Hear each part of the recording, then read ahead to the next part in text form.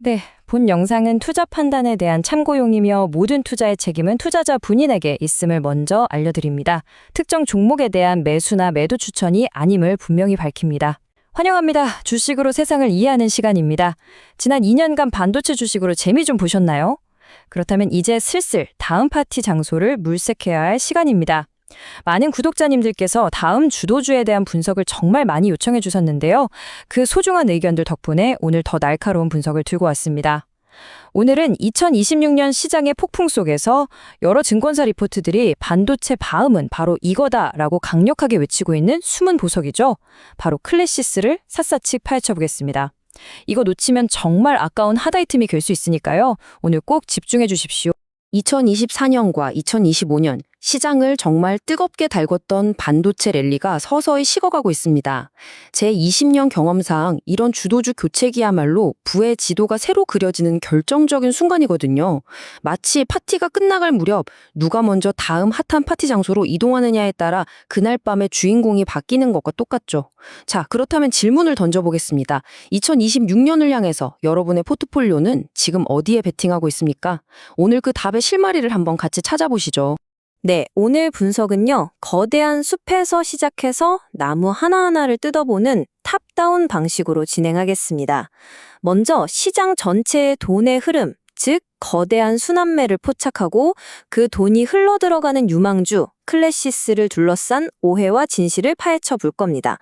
이어서 이 기업의 폭발적인 성장을 이끄는 3대 엔진, 그리고 영업이익률 50%라는 이 경이로운 숫자의 비밀을 분석할 거고요.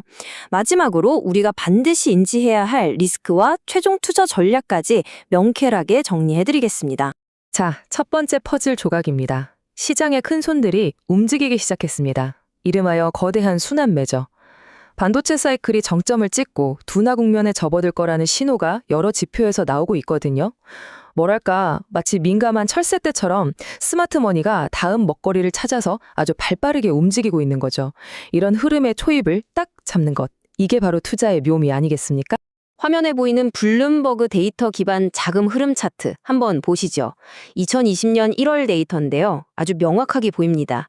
반도체 섹터에서는 자금이 쑥 빠져나가고 그 돈이 어디로 가나요?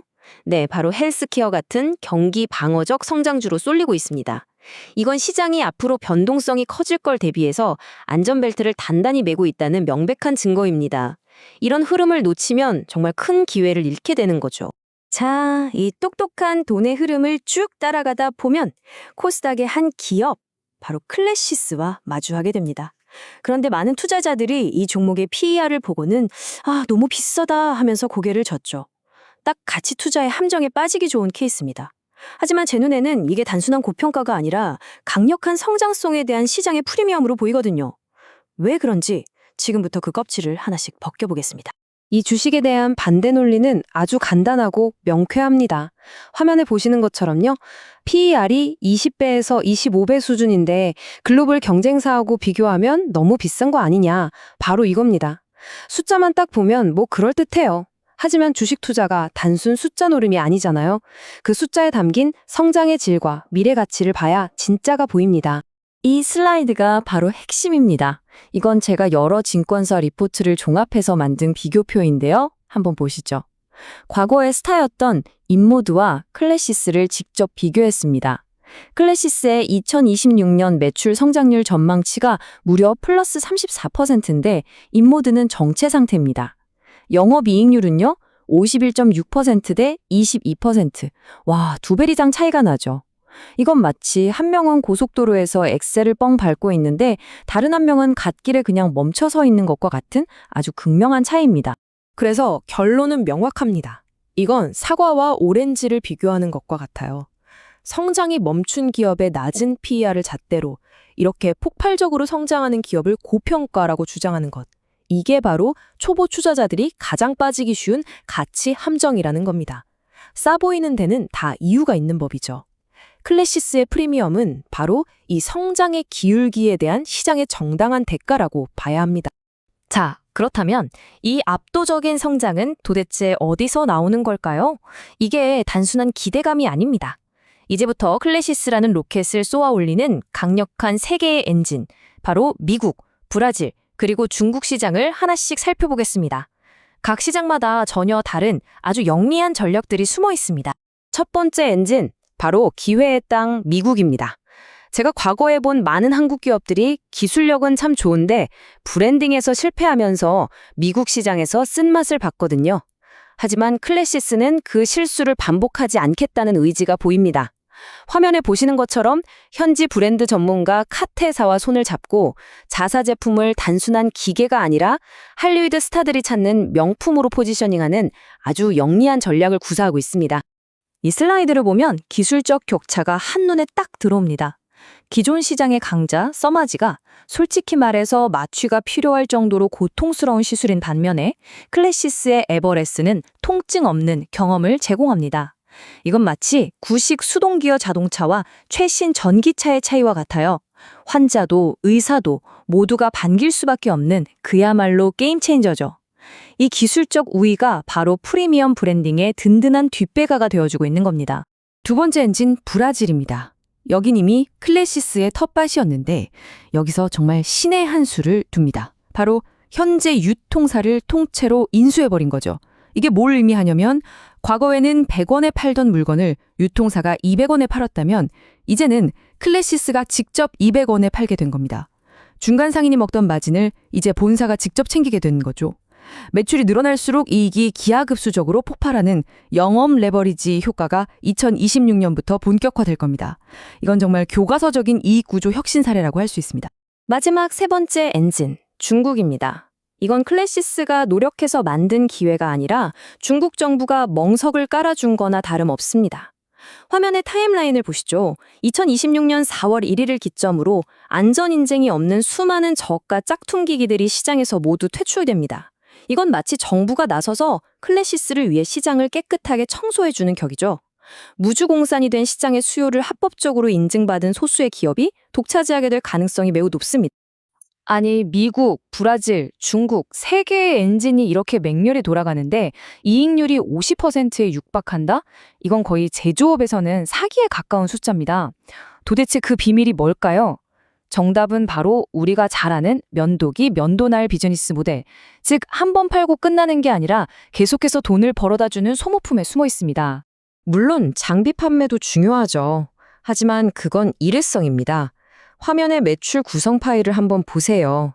진짜 비밀은 저 파란색 부분, 전체 매출의 40에서 50%를 차지하는 소모품입니다.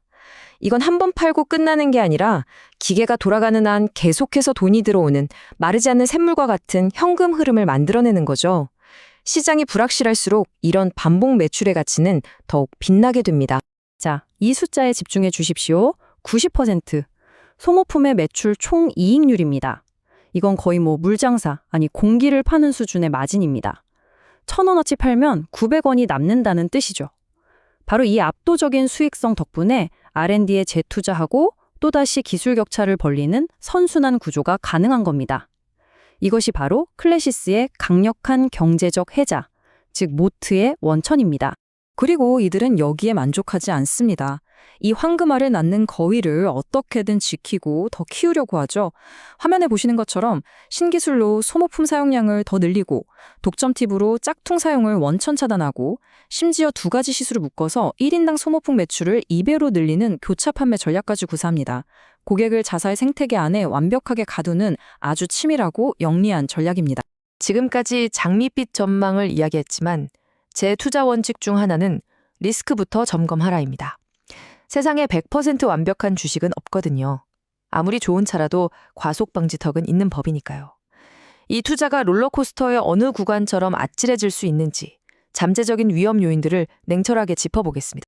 주요 리스크는 축의 세 가지입니다. 첫째, 브라질 법인 안정화가 생각보다 늦어질 경우 단기 실적에 영향을 줄 수 있는 실행 리스크.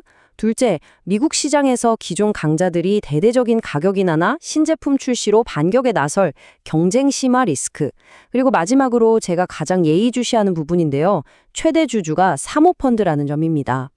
이들은 언젠가 반드시 이익을 실현하고 떠나야 하거든요. 그 과정에서 주가 변동성이 커질 수 있는 오버행 이슈는 항상 염두에 두셔야 합니다. 자, 그럼 최종 결론은 무엇일까요? 핵심은 이겁니다. 지금 시장 전체는 안개 속이에요. 금리가 어떻게 될지, 경기가 어떻게 될지 한 치 앞을 내다보기 어렵죠.